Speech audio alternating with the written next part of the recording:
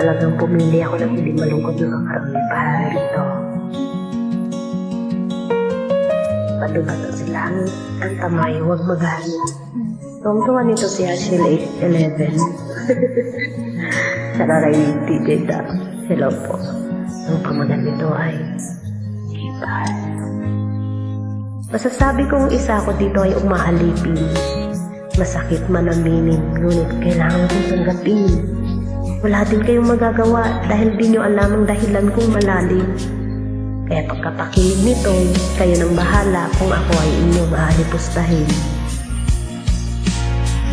Eka, huwag magmadaling alamin ang aking nagawang kasalanan.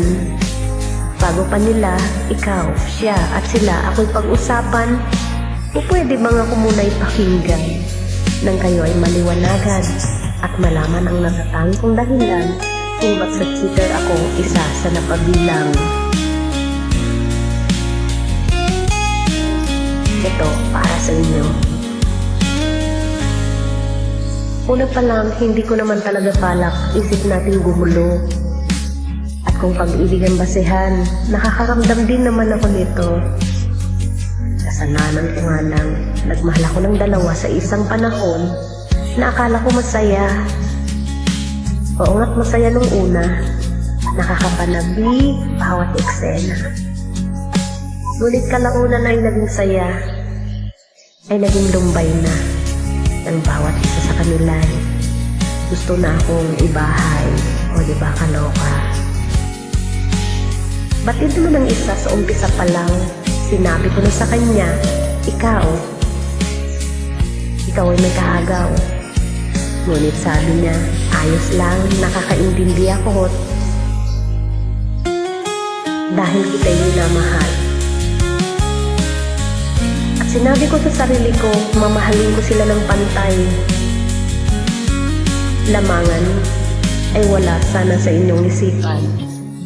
Ngunit habang tumatagal ay akin nang natututunan ng pagmamahal ay dapat ituon sa isa at sa nag-iisa lang. Pamamangka sa dalawang ilog, sadyang may kahirapan, pagkat ito'y hindi batid ng nauna at kailangan mong protektahan. Ngunit, ika nga nila, walang lihim na hindi mabubunyag. Kaya naman, kinaingat-ingatan. Tumaon pa ang araw, mga linggo at buwan. Ang karma na pala, dahil papawid ay nagbabaybay. Dahil sa di inaasahan, nagtagpo ang dalawa, at doon lahat nagkabukingan.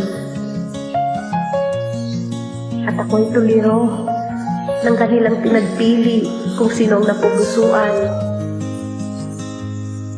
Di ko nais isa sa kanila'y saktan, lumuha masaktan ng labis, kaya pasimple na lang na wala akong mapili.